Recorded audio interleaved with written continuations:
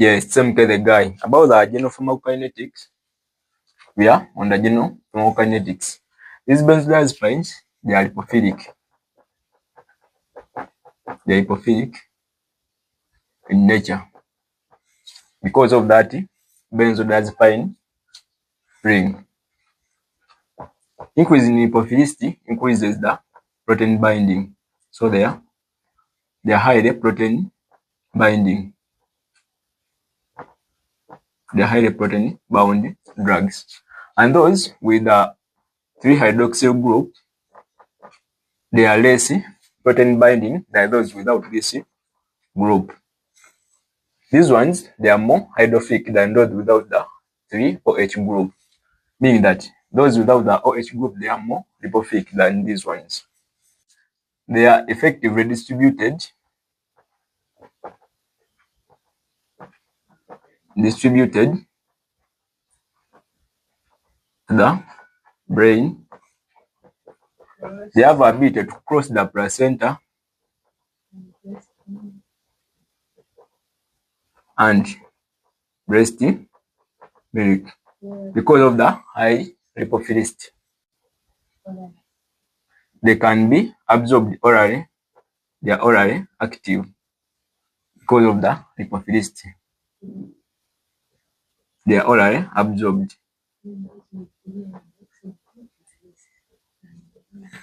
And this hydrophilicity and this oral absorption increases with those without the 3-hydroxyl group. Those with 3-hydroxyl group, they are less absorbed orally than those without the 3-hydroxyl group. Then they are extensively metabolized.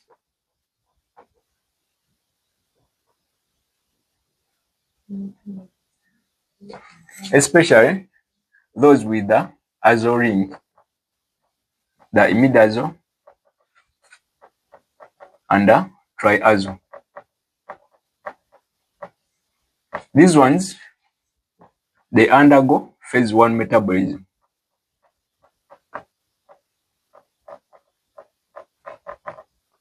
This phase 1 metabolism, we shall have hydroxylation, the alpha hydroxylation.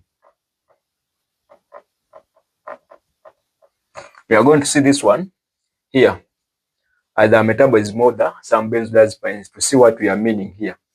After phase 1 metabolism, this phase 1 is very rapid than even phase 2.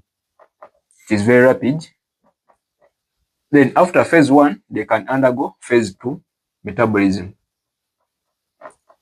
And this one we shall have gluco or the glucuronidation. The gluco or the glucuronidation. After we shall have excretion.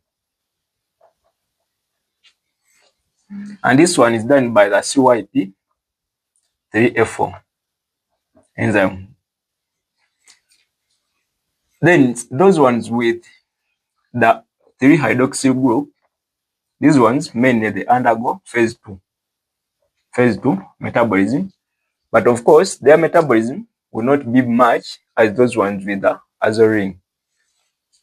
This one, they just undergo glucuronidation. And hence excretion. These two drugs, these ones with azo ring, having the azo ring and a halogen at position 2' and 6' increases the metabolism of the drug, and this one they are the shortest acting or the ultra short acting. The ultra short acting. These ones they are also short acting because they directly undergo the phase 2 metabolism.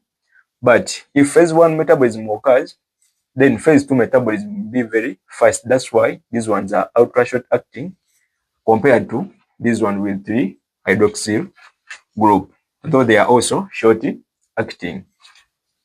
Extensive metabolism may lead to some active metabolites. Some metabolites are active.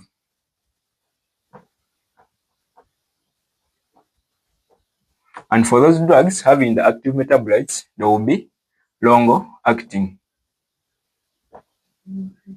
Because the drug is active and the metabolism is active, we shall have the long activity of the drug, hence having the long half-life. These ones, we are going to see them. The example is the diazepam. We can have the flurazepam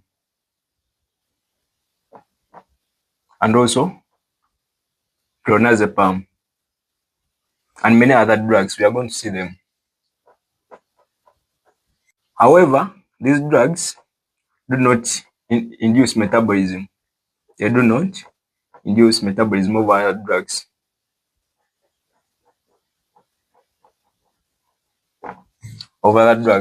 But they can be affected by the CYP450 inducers or inhibitors. Inhibitors can affect the metabolism of these drugs. For example, the ketoconazole, the itraconazole, they can increase the activity of these drugs. We can have also the grapefruit juice.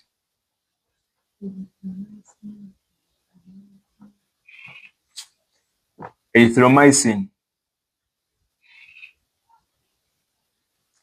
clarithromycin, cimetidine, those drugs which inhibit the CYP450, they can increase the activity of the drugs, hence increasing the side effects of these drugs. Those are some of the pharmacokinetics for these benzodiazepines. Let's go to how you can determine or you can know this one is short acting or long acting by just a mere looking to the structure. Yes, MK the guy. We under short acting, intermediate acting, and long acting benzodiazepines. How do you know that this drug is short acting or intermediate acting or long acting? By just a mere looking on these structures. We have these structures. We have this one. This is diazepam. We have this one, which is triazolam.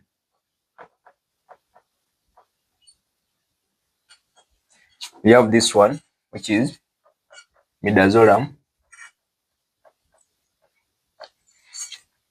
We have this one, which is alprazolam.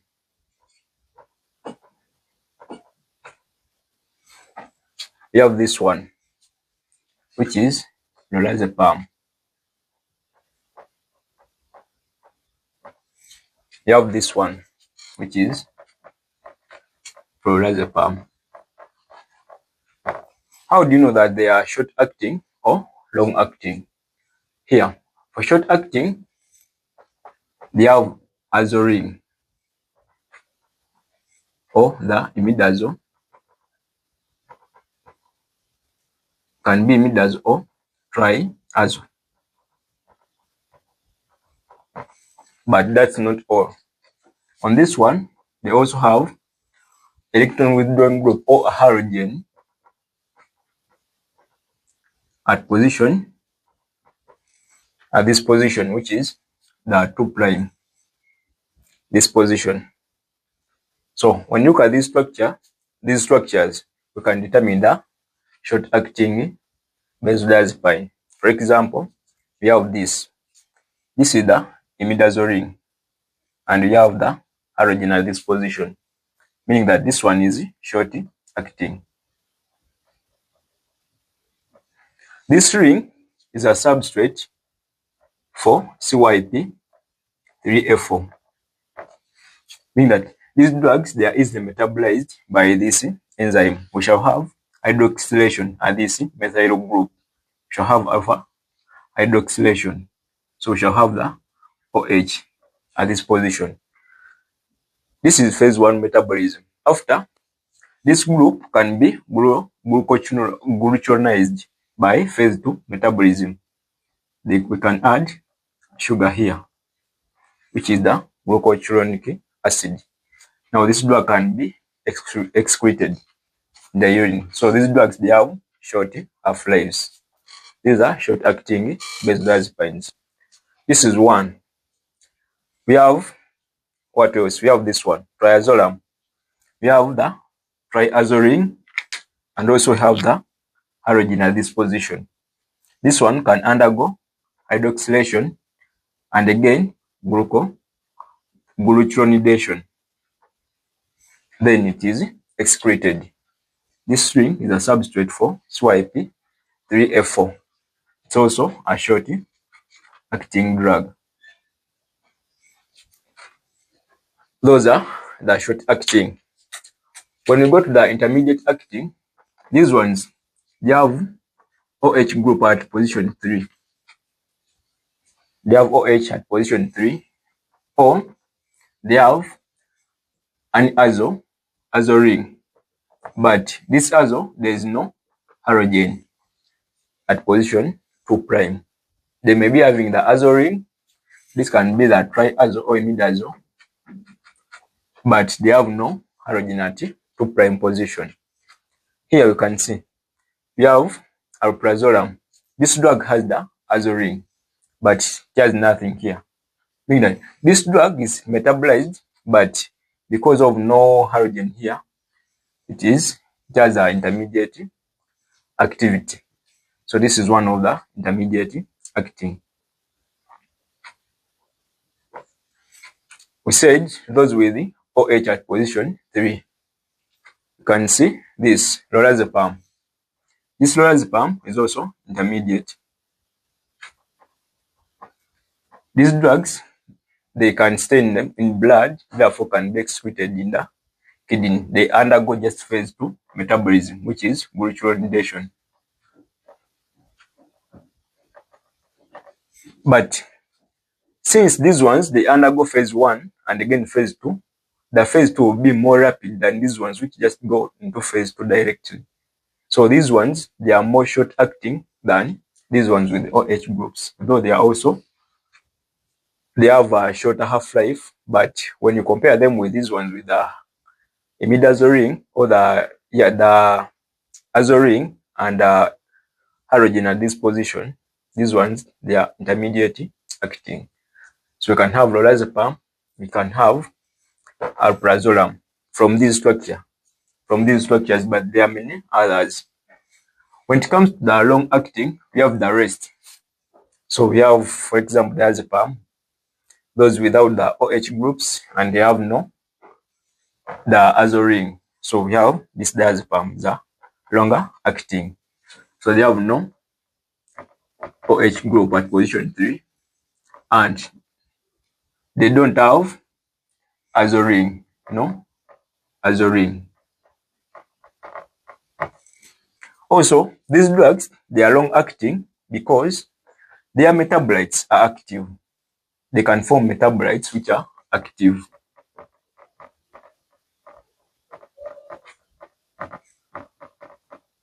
And these metabolites, they also have long half-life. They have longer half-lives. That's why these drugs are long acting. And we are going to see the metabolism here. At metabolism of some benzodiazepines, we see those active metabolites which are long acting. For example, this flurazepam is the longest acting because of its active metabolite formed after cleaving of this group. When this group is cleaved, we shall have a metabolite which is long acting and it is active. So those drugs are long acting benzodiazepines. I think we can go to the metabolism and see those mechanism or the pathways these drugs they undergo. Yes, look at the guy. Also, don't forget that increase in hypophilicity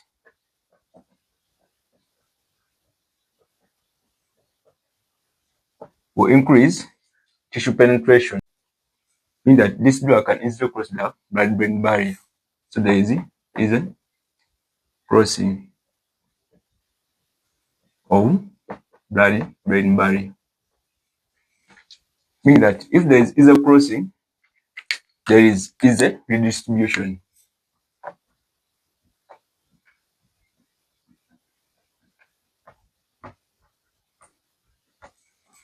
So this drug will be short-acting.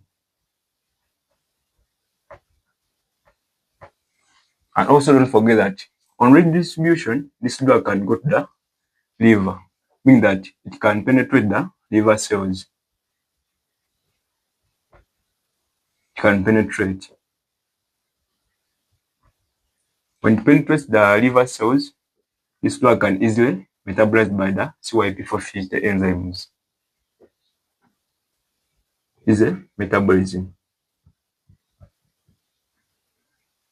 by the CYP450 enzymes. Also, increase in lipophilicity means that this drug cannot easily be carried in blood. So, it will bind to the plasma proteins.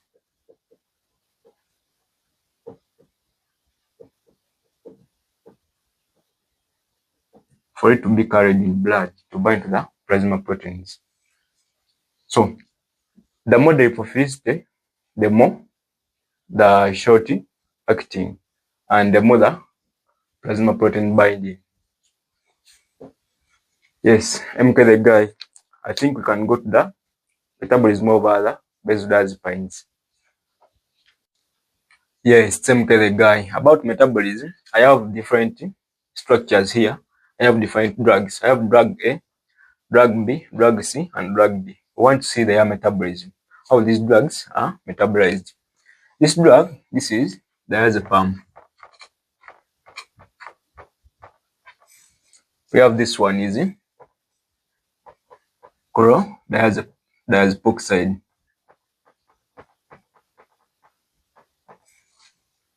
We have this one, which is flurazepam. And you have this drug here, which is triazolam. Those are the 4 drugs we have here. Diazepam undergoes demethylation. Here, this methyl group is removed from this metabolite. This metabolite is called nodazepam. Nodazepam. Then this one is metabolized to oxazepam. This oxazepam is hydroxylated at position 3. And this hydroxyl group makes the drug more lipophilic. When it becomes more lipophilic, then it is glucuronidated to form a more hydrophilic. It becomes hydrophilic. Then it goes to glucuronidation. After glucuronidation, the drug becomes more hydrophilic. Then it is excreted in. This is kidney. It is excreted in the kidney. That's how diazepam is metabolized. From diazepam, we form nodazepam. After nodazepam is hydroxylated, this one undergoes glucuronidation to a more hydrophilic metabolite. Then it is excreted. This nodazepam is active. It is active and has long half-life. Due to this long half-life and it is active metabolite makes diazepam a long-acting drug. So diazepam is a long-acting because of this active metabolite. When it comes to chlordiazepam, this drug, the methyl group here is removed. So we shall form here, it is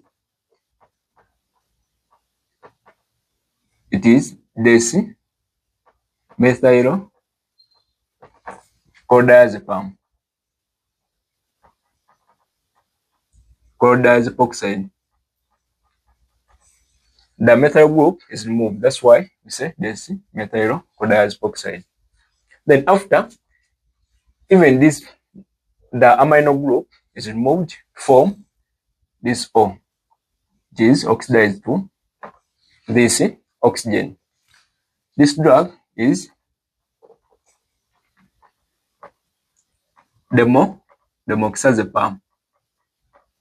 It's the major metabolite for diazepam. It's also active. It is an active metabolite. Mean that diazepam has an active metabolite which is having a long half-life. Having long half-life, and again it forms this diazepam which is also having a long half-life, makes this diazepam a long-acting drug. So it is a long-acting. Because of the long-active, the metabolites with a longer half-lives, and they are active. When we come to triazolam, this triazolam, we said it undergoes hydroxylation, or the alpha hydroxylation, and this methyl group. This metabolite is inactive, and this one is done by CYP3A4. This metabolite is inactive, meaning that this drug is a short-acting, because it can easily be metabolized and the metabolite is inactive. Hence, and this metabolite can be glucuronidated and also goes to the kidney to be excreted. Meaning this one is a short-acting drug. So most of the drugs having this, the azo ring or imidazole or the triazo, they are short-acting because they are easily hydroxylated and they are excreted after glucuronidation, very rapid. Their metabolites are inactive. That is triazolam. It is a short-acting. When it comes to the flurazepam, at first it is hydroxylated at this group. So this metabolite is N-hydroxyl flurazepam.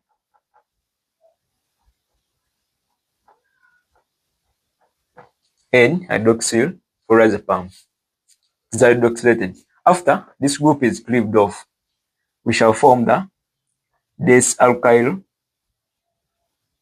There's no alkyl group, that's why it is des-alkyl flurazepam. There's no alkyl group. From here, it is hydroxylated and then excreted in the kidney. This metabolite is also active. The metabolite is active and it has a long half-life. In fact, it has the longest half-life. That's why flurazepam in the benzodiazepines, it has the longest half-life because of this metabolite. After hydroxylation, glucuronidation and excretion in the kidney.